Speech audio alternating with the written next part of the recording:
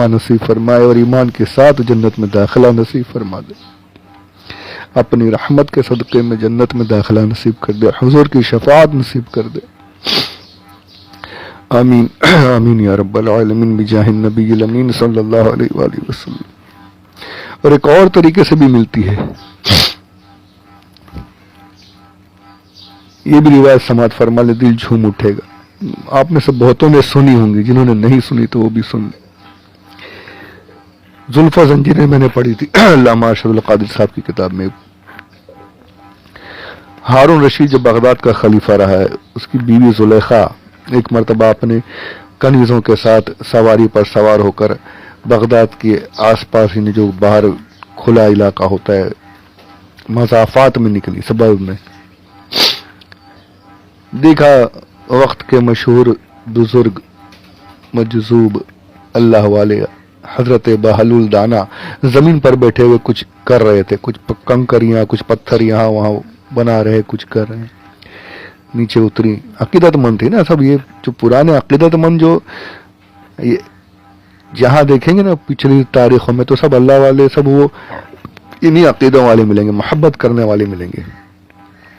एतराज करने वाले तो ये सब बाद में पैदा हो गए।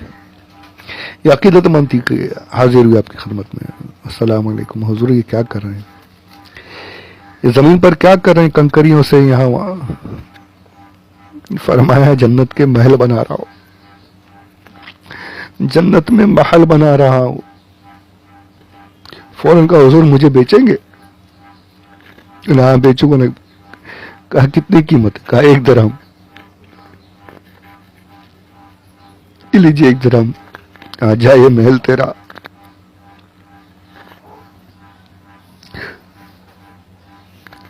खुश होकर चली गई।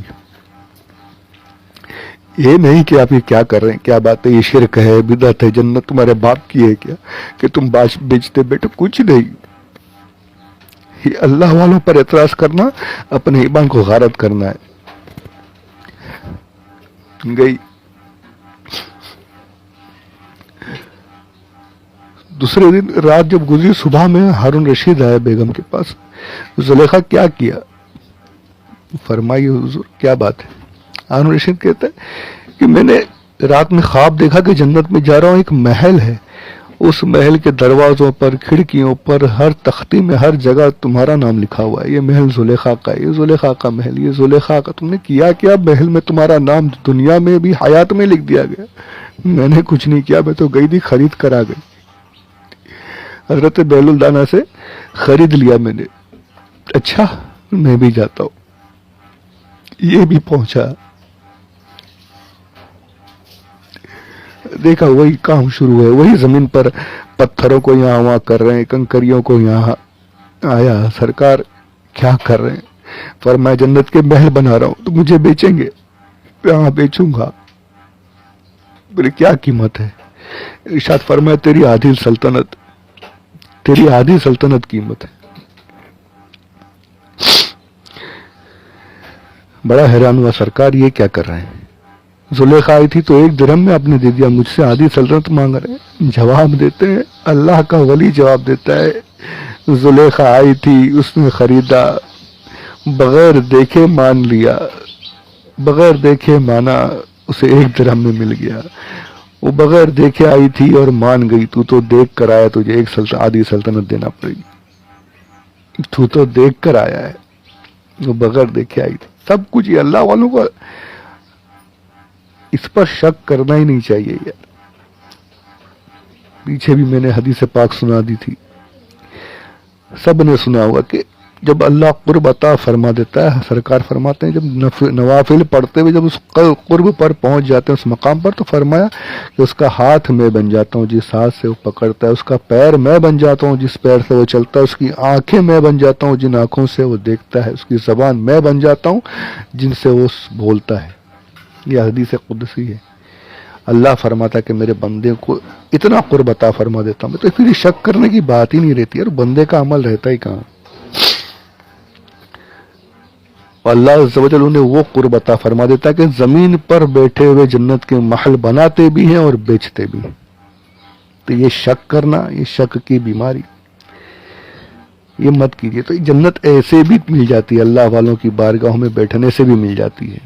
تو یہ اللہ والوں کی بارگاہوں میں بیٹھیں, یہ مزارات پر حاضر یہ بیوقوف نہیں ہے جو جاتے ہیں دیوانوں کی طریقے سے. پتہ ہے کہ دنیا بھی صبر نہیں ہے, آخرت بھی صبر نہیں ہے.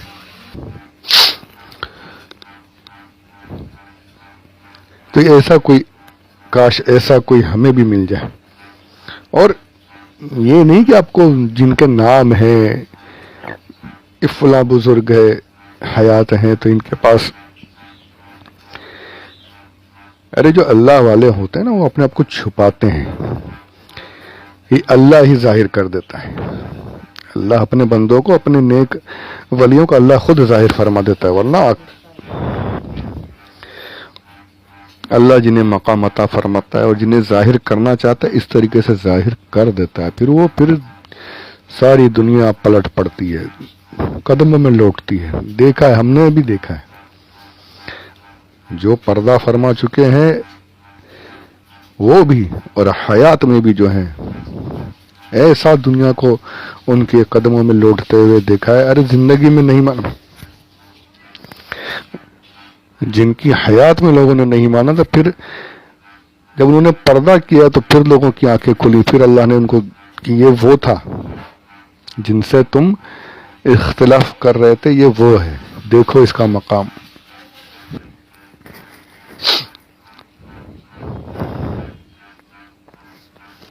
ابھی ہم نے دیکھا نا حضور خادم حسین رضوی صاحب کے وہ ایمان افروز مناظر آپ کے جنازے کے.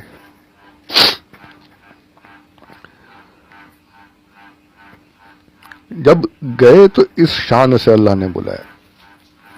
تو یہ جب اللہ جن کی طرف دنیا کو راغب کرتا ہے, مائل کرتا, تو ایسے حضور اظہری میاں کو دیکھیے, دیوانہ وار ان کے قدموں میں گرتے تھے لوگ. ابھی اور بھی دوسرے بھی ہمارے با حیات ہیں, امیر دعوت اسلامی کو دیکھیے, ان کے بھی پیچھے کس طریقے سے, یہ انہوں نے نہیں بنائے, یہ لوگ نہیں بناتے, اللہ کی طرف سے ہو جاتا ہے. بیٹھے میرے پیر و مرشد حضور احسن العلماء پڑے رہتے تھے لوگ مسجد کے باہر, مسجد میں بیٹھے رہتے جب تک کہ دروازہ نہیں کھلتا تھا. تو یہ تو ہم نے آنکھوں سے دیکھا ہے نا. اور جو پھر غریب نواز اور سرکار بغداد جتنے اولیاء کرام, یہ آج بھی ان کے دروں پر جاتے ہیں. اسی لیے تو جاتے ہیں کہ دنیا بھی سنورتی اور آخرت بھی انشاءاللہ اس طریقے سے جنت نصیب ہو جائے. تو ایک طریقہ یہ بھی ہے کہ اللہ والے کی نظر پڑ جائے تو بیڑا پار ہو جائے. نگاہ ولی میں وہ تاثیر دیکھی, بدلتی ہزاروں کی تقدیر دیکھی. تو یہ میں نے چند ایک باتیں کہ جنت اس طریقے سے بھی حاصل ہو سکتی ہے. تو اللہ کی رحمت جو ہے وہ تو بے شک ہے, اس کے بغیر تو سوال ہی نہیں. اور حضور کی شفاعت ہے, اور کسی اللہ والے کا کرم ہو جائے تو بھی انشاءاللہ جنت میں داخلہ نصیب ہو جائے. تو اللہ ہم سب کو جنت میں داخلہ نصیب فرمائے, ایمان پر موت عطا فرمائے. جو کچھ ہم نے یہ سنا ہے وہ ساری چیزیں اللہ ہمیں آنکھوں سے دیکھنے کی سعادت نصیب فرما دے. جنت میں داخلہ ہم سب کو, تمام مومنین کو نصیب فرما دے. آمین بجاہ النبی الامین صلی اللہ علیہ وآلہ وسلم. تو یہاں پر یہ آیت نمبر 25 کو مکمل کرتے ہیں. انشاءاللہ اس کے بعد اگلی آیت کو سماعت کریں گے انشاءاللہ. اللہ ہمیں, مجھے اور آپ کو سننے, سمجھنے اور عمل کرنے کی توفیق عطا فرمائے. جنت میں ہم سب کو داخلہ نصیب فرمائے. آمین بجاہ النبی الامین صلی اللہ علیہ وسلم. وما علینا الا البلاغ.